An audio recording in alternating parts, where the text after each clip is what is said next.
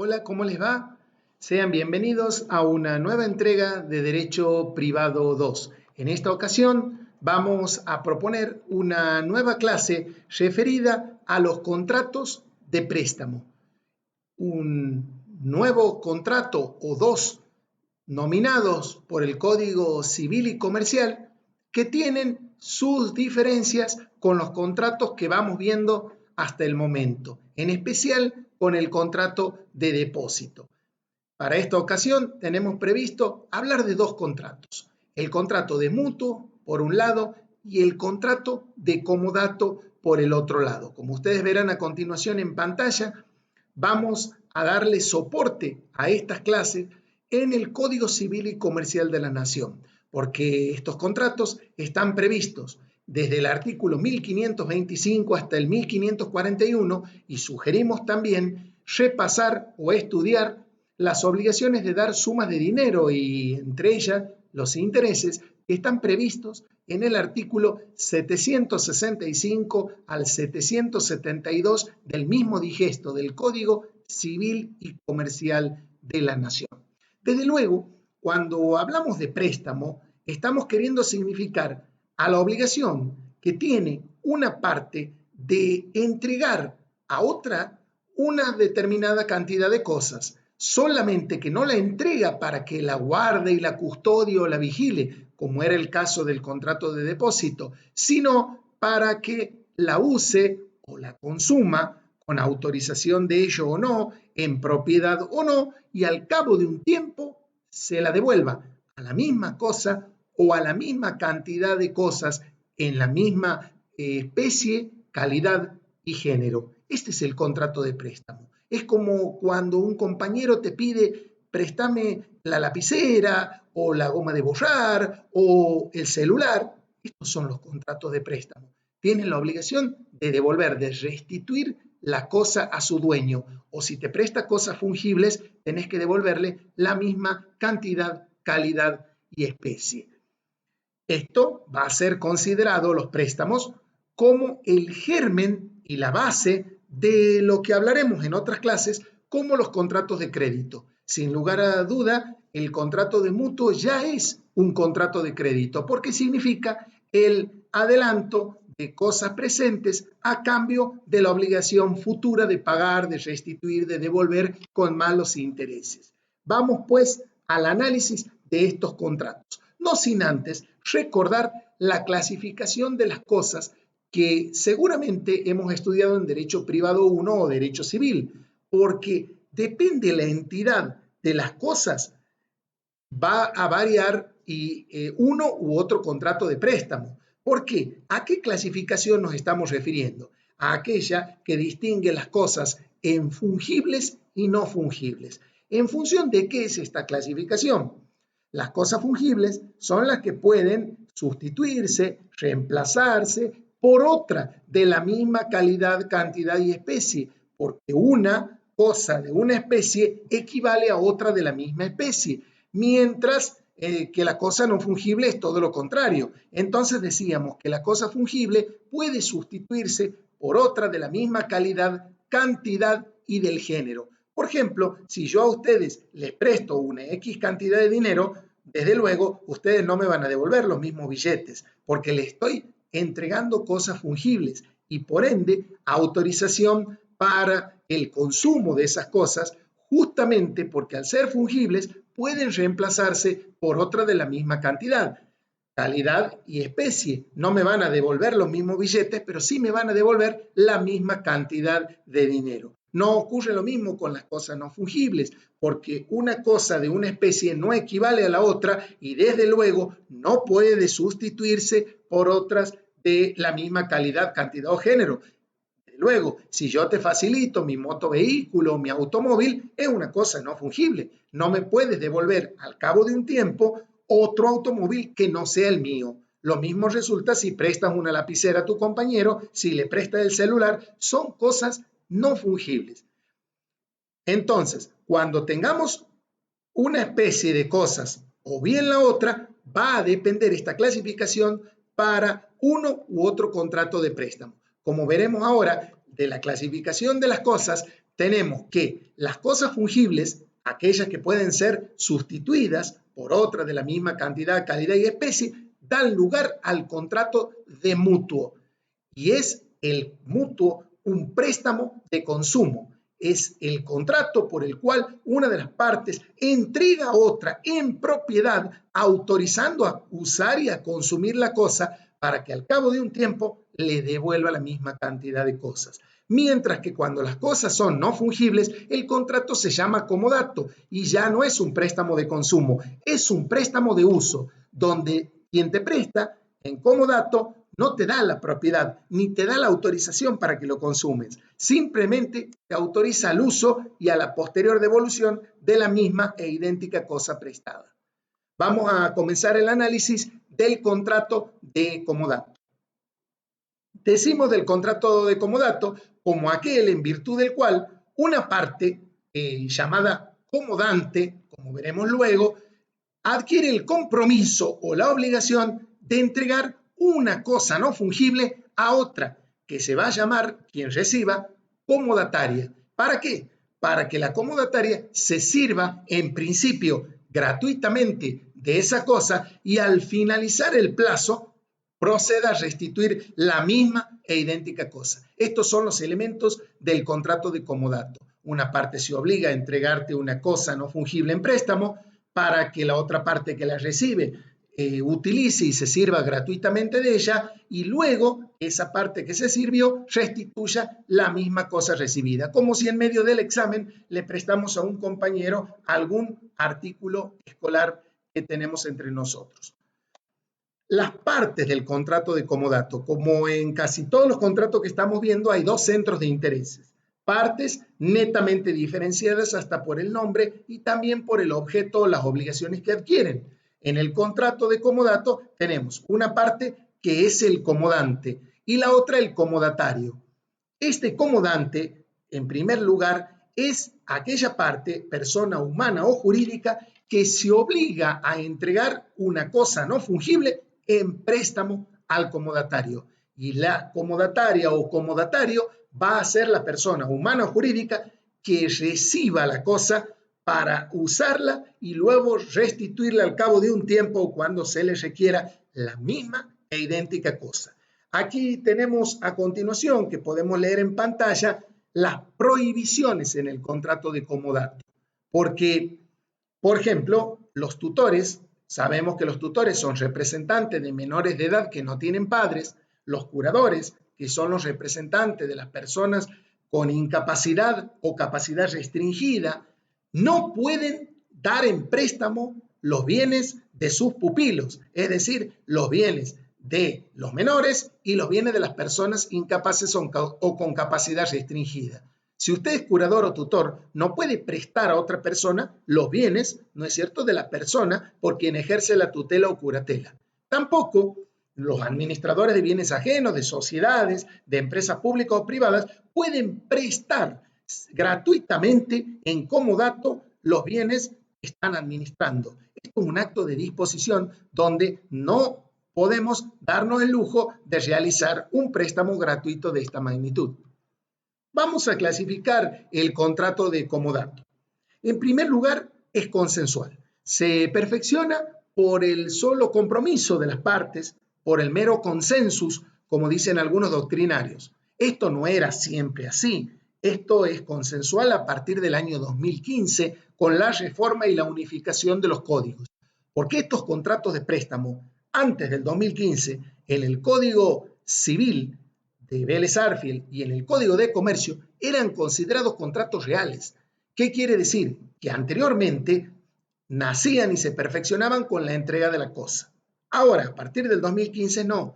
Se perfeccionan con el compromiso. Quiere decir que si el comodante se ha comprometido a prestarte gratuitamente su casa, el inmueble, el automóvil, el celular, tiene que cumplir esa obligación. Porque si no la cumple, el comodatario puede exigirle judicialmente que cumpla o resolver el contrato, que era uno de los medios o modos de extinción.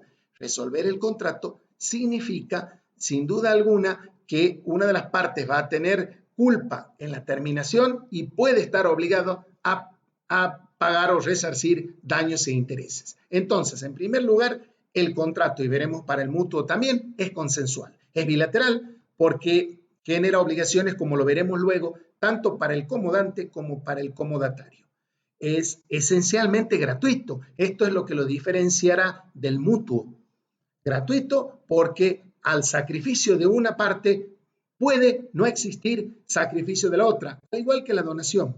Cuidado, el comodato puede plantearse de otra manera, pero es un contrato esencialmente gratuito. Es conmutativo porque las obligaciones desde el comienzo están claritas y preestablecidas para las partes. Es nominado, como podemos ver, está en el Código Civil y Comercial. Y es no formal porque la ley no te obliga de determinada forma.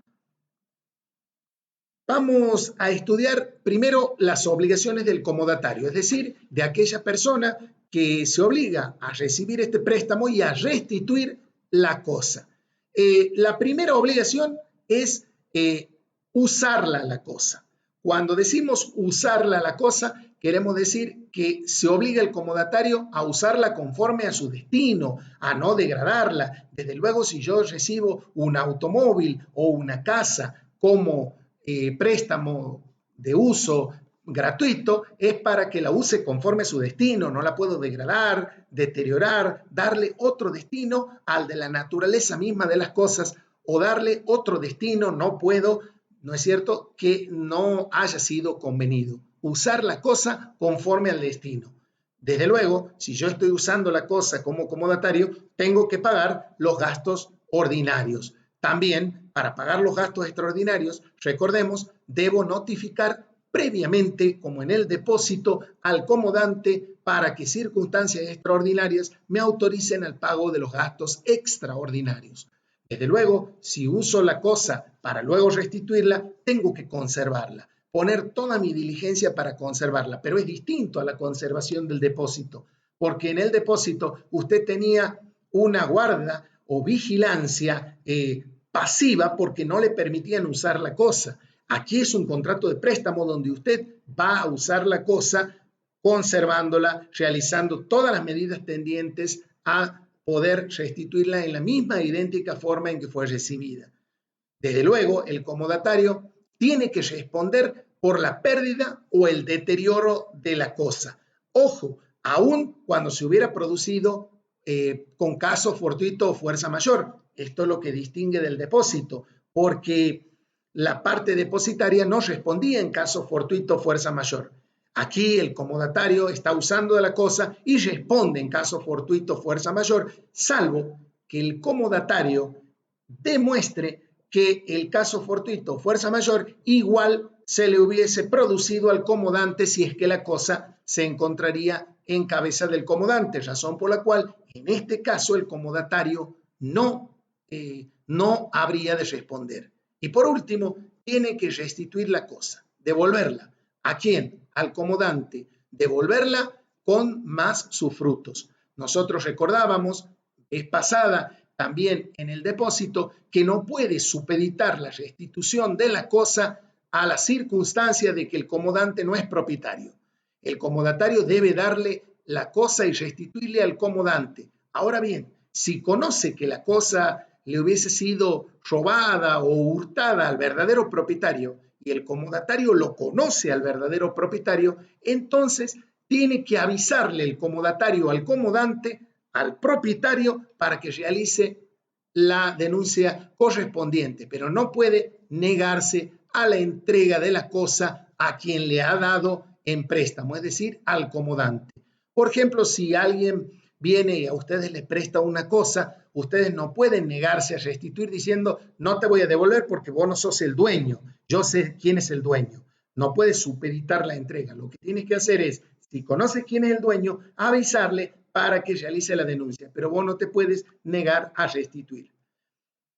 ¿Cuáles son las obligaciones del comodante, es decir, de la persona humana o jurídica que se obliga a entregar la cosa?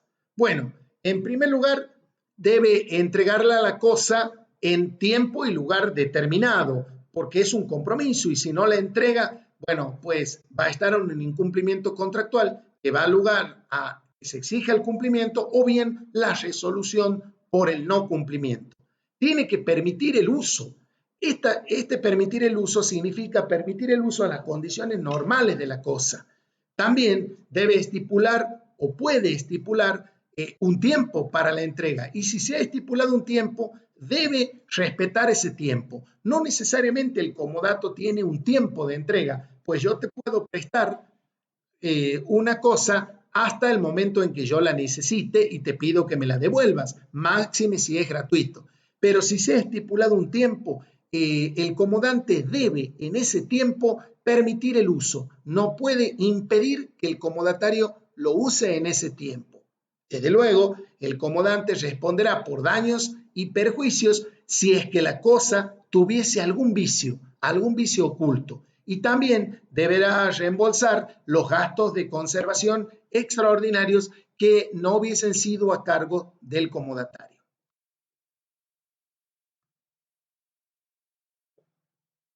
¿Puede haber una restitución anticipada? Es decir, ¿puede el comodante que te prestó una cosa pedirte antes del vencimiento del contrato que le devuelvas? Sí, desde luego que sí. El comodante puede exigir la restitución anticipada, pero como ustedes verán en pantalla, tan solo en 2 casos usted podrá pedirle a su compañero que le devuelva antes del término fijado la cosa.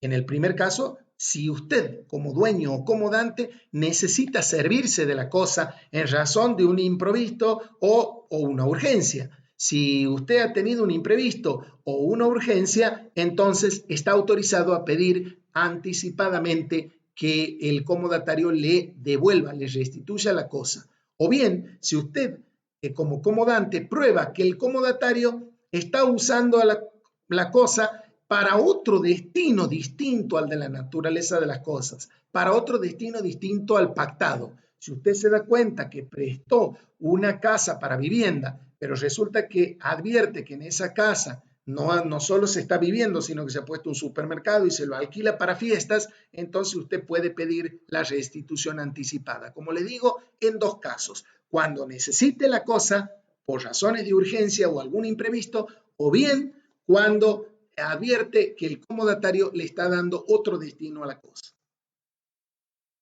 ¿Cómo se extingue el contrato de comodato? ¿Cómo termina? Bueno, fíjense ustedes, termina si la cosa se destruye, si la cosa prestada perece, se destruye en forma total, el contrato termina porque es un contrato que gira alrededor de la cosa. Ahora bien, también puede terminar por la sola voluntad del comodatario que ya no quiere ocupar más la cosa y la devuelve. Recordemos que el comodatario es el que toma prestada la cosa y dice, hasta aquí llego, te devuelvo la cosa. Desde luego, la muerte del comodatario, de la persona que está haciendo uso de la cosa, también pone fin al contrato y el vencimiento del plazo. Recordemos que con el vencimiento del plazo hemos estudiado 2 casos en que puede haber una restitución anticipada. Vamos ahora a ponerle punto final al comodato para ver rápidamente otro contrato de préstamo, el mutuo. El mutuo tiene de diferente, por supuesto, en la cosa. Aquí vamos a hablar de cosas fungibles, vamos a hablar de cantidades de cosas que se pueden reemplazar por otras de la misma cantidad, calidad y especie, y este es un préstamo de consumo. ¿Qué significa?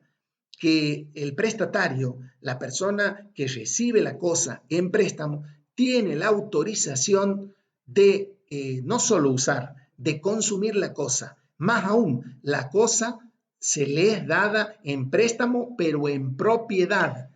Cantidad de cosas fungibles para que este mutuario devuelva la misma cantidad, calidad y especie. Como ustedes ven en pantalla, están los 3 elementos del mutuo que nos sirven para definirlo y diremos que el contrato de mutuo es aquel en virtud del cual una parte llamada mutuante se obliga o se compromete a entregar a otra llamada mutuaria en propiedad determinada cantidad de cosas fungibles para que la parte mutuaria la devuelva al cabo de un tiempo determinado, devuelva igual cantidad de la misma calidad y especie, cantidad de cosas, no la misma idéntica cosa, Esto es lo que lo diferencia, como vimos, del contrato de comodato, con más los intereses, porque aquí el contrato se torna oneroso, totalmente distinto al comodato, que era esencialmente gratuito. Por eso hablamos de que el mutuario, además de usar y consumir el dinero que se le presta, también tiene que pagar los intereses. Y antes de pasar a las partes, recordemos el concepto de los intereses. Los intereses jurídicamente constituyen el fruto o los frutos del capital. ¿Qué quiere decir esto? Que es la renta que produce un capital luego de haber transcurrido determinado tiempo. ¿Cuáles son las partes del contrato de mutuo? Ya lo estábamos anticipando, mutuante y mutuario. El mutuante es aquel que se compromete a entregar en propiedad determinada cantidad de cosas fungibles. Y el mutuario es aquel que recibe la cantidad de cosas y se obliga a devolver, pero no la misma e idéntica cosa, sino igual cantidad de cosas de la misma calidad y especie, y debe los intereses compensatorios en dinero. Aquí hacemos un breve paréntesis. El mutuante, en todos los casos, cuando se compromete a prestar una cosa en propiedad, desde luego en el mutuo, ¿debe entregar la cosa? No. La ley dice que cuando el mutuante se hubiera comprometido a entregar una cosa, pero luego al comenzar el contrato han variado las circunstancias del mutuario que hace presumir que no le va a poder restituir la cosa, el mutuante puede con justa causa no entregar la cosa que se hubiese comprometido. Vamos a poner un ejemplo. Supongamos que yo a ustedes les presto mi vehículo y me comprometo a prestarles mi vehículo. Desde luego, si yo no les prestara mi vehículo luego de comprometerme y no les entregara ese vehículo, ustedes pueden demandar ante la justicia que yo, la obligación y la exigencia de que cumpla el contrato y de que entregue el vehículo, o bien demandar la resolución, la terminación del contrato con más daños y perjuicios. Pero yo me puedo negar a entregarte el vehículo en préstamo si en el interín, en ese tiempo, quiere decir, usted se ha presentado en quiebra o concurso preventivo, porque esa circunstancia del mutuario me hace presumir que está en insolvencia y que no me va a poder devolver en su momento el dinero, el vehículo o lo que yo le hubiera prestado. Pero cuidado, cuando hablamos de vehículo en el ejemplo, tiene que ser comprometido como cosas fungibles. El ejemplo más feliz sería el dinero. Yo no te voy a entregar en préstamo dinero si vos estás en la quiebra. ¿Por qué? Porque cuando yo me comprometí a prestarte no sabía que estabas en la quiebra. Ahora lo sé, o ahora te decretaron la quiebra. Entonces la ley me ampara para que yo no cumpla. Y fíjense lo que dice la última parte de esta proyección de Empower. Dice, intereses compensatorios en dinero. ¿Los intereses siempre se deben en dinero? Sí. Y si la obligación no consiste en el préstamo de dinero, igual, los intereses se deben liquidar siempre en dinero. Obviamente en dinero y en la moneda en que se ha prestado el mutuo. ¿Cómo clasificaríamos al contrato de mutuo? Es consensual, se perfecciona por el compromiso. Recordemos, antes eran reales, hoy no, ya está explicado. Es bilateral, hay obligaciones del mutuante y mutuario. Es oneroso, a diferencia del contrato de comodato. Es conmutativo, es nominado y es no formal. ¿Cómo se hace la restitución del préstamo? Desde luego, la restitución en el mutuo, cuando nada se hubiera estipulado en cuanto al plazo y el lugar, se debe devolver dentro de los 10 días de requerido por el mutuante, excepto que surja otro plazo de los usos. Vamos a poner un ejemplo para que ustedes lo entiendan. Si yo les presto dinero y les digo que les voy a prestar durante 3 meses, al cabo de los 3 meses, ustedes tendrán que devolverme ese dinero. Pero si nosotros no hemos estipulado plazo, se entiende que ustedes deben devolverme 10 días como máximo, hasta 10 días desde que yo les haya requerido la devolución. Esto es lo que nos dice la ley, salvo que los usos impongan otro plazo. ¿Y en qué lugar debo devolverte o me tienen que devolver el préstamo? Miren, cuando no se ha convenido el lugar, ¿no es cierto?, se debe devolver en el domicilio del deudor. Pero ¿qué pasa? Que si se mudara el deudor, si tiene varios domicilios, el acreedor tiene el derecho de elegir entre el domicilio anterior y el nuevo domicilio. ¿Por qué decimos que el mutuo es oneroso? Mutuo igual a onerosidad, comodato igual a gratuito, porque lo oneroso aquí son los intereses. Intereses que es la renta que produce el préstamo de un capital y que el mutuario deberá pagar al mutuante por el uso del capital. Entonces, la ley nos dice que el mutuo se presume oneroso, salvo que se pacte lo contrario y que se diga que es gratuito. Los intereses se pagan siempre en dinero, en la misma moneda en que ha sido prestado. Si me han prestado pesos, voy a pagar intereses en pesos. Si me han prestado dólares, tendré que pagar intereses en dólares. ¿Cuándo tengo que pagarle los intereses? En principio, se debe pagar o devengar por trimestre vencido, o bien con cada amortización de lo que se hubiera prestado antes del trimestre. Vamos ahora a las clases de intereses que nosotros las sacamos a partir del artículo 770, que nosotros lo hemos citado en la obligación de dar suma de dinero. Cuando ustedes hablen de intereses, siempre en todas las materias, tienen que saber que hay tres clases de intereses, que se pueden acumular o no en su devengamiento, pero por lo general se devengan en periodos distintos. Devengar significa calcular.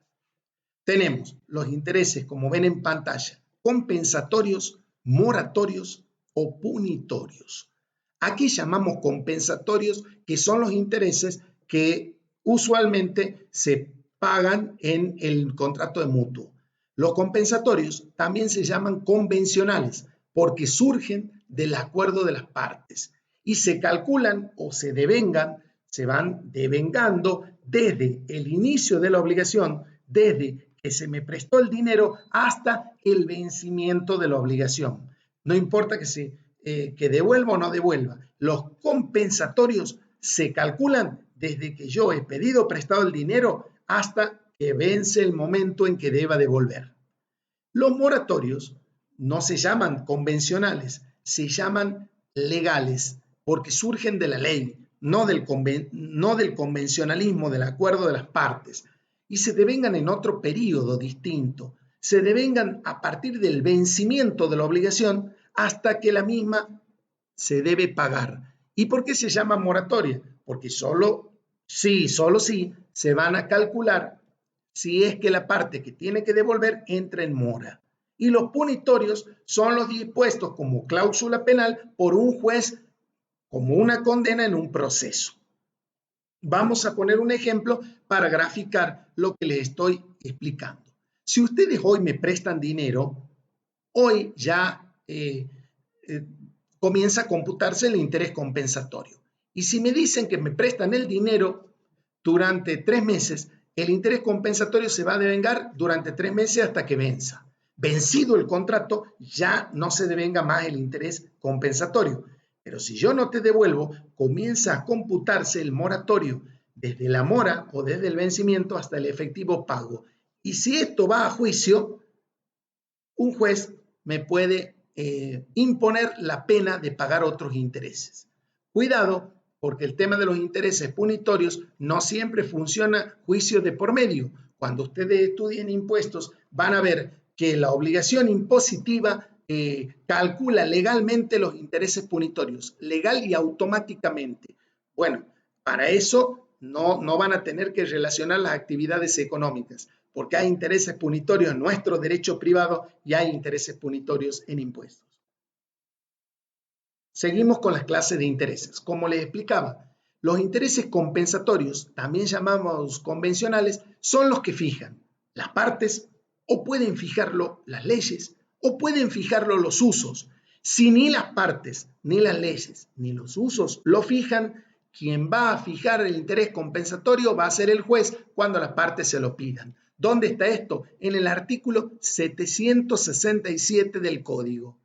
¿Y los moratorios legales?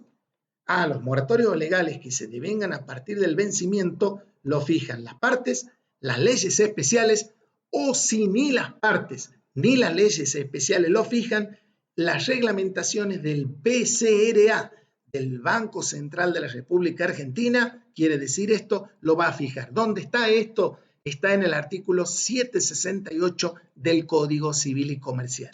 Y los punitorios rigen para todas las normas que regulan la cláusula penal, artículo 769. Vamos a estudiar ahora el anatocismo, que está, como ustedes ven en pantalla, prohibido por nuestra ley. ¿Y qué es el anatocismo? Es interés de interés, es la capitalización de interés, es adicionarle al capital el cálculo de interés, es capitalizar un interés. Eso está prohibido, eso no se puede hacer, pero hay excepciones en las que la ley sí permite la capitalización de intereses. Vamos a estudiar esas excepciones porque el tema del anatocismo usted lo va a encontrar en el artículo 770 del Código. ¿Cuándo está permitido el anatocismo? Cuando existe una cláusula entre las partes que permita la capitalización de intereses, pero lo debe autorizar con una periodicidad no inferior a 6 meses. Además, cuando la obligación se demande en juicio, cuando pase la obligación a juicio, desde la notificación de la demanda puede el juez permitir la capitalización de intereses o una deuda en juicio cuando se liquide y sea obligatoria pagarla. Además, puede haber otras normas que prevean su acumulación, como las normas impositivas. Cuando ustedes estudien impuestos 1, se van a acordar de este tema. ¿Qué pasa si el mutuario que tiene que devolver en un plazo convenido no devuelve lo que le ha sido prestado en propiedad, prestado entre comillas, en el mutuo? ¿Qué pasa si el mutuario no te devuelve intereses, no te devuelve el capital? Por supuesto, el mutuante tiene dos opciones. O exige el cumplimiento del contrato por vía judicial, ¿no es cierto? Y si exige, va a ser la totalidad de lo prestado más los intereses, o bien resuelve el contrato. Cuando se resuelve el contrato, se termina el contrato y las partes se devuelven las prestaciones y puede haber daños y perjuicios. Entonces las opciones son, o te exijo que cumplas o lo doy por terminado el contrato. Por supuesto, en ambos casos seguramente voy a tener que ir a la justicia. Bueno, pues hasta aquí hemos llegado. Espero que hayan entendido, disfrutado la clase. Nos estaremos viendo la próxima clase ya con el estudio del crédito, del patrimonio y los contratos de garantía que nos van aproximando a los contratos de crédito. Como dijimos, el mutuo ya es el inicio, el germen del contrato de garantía. Hasta entonces y muchas gracias.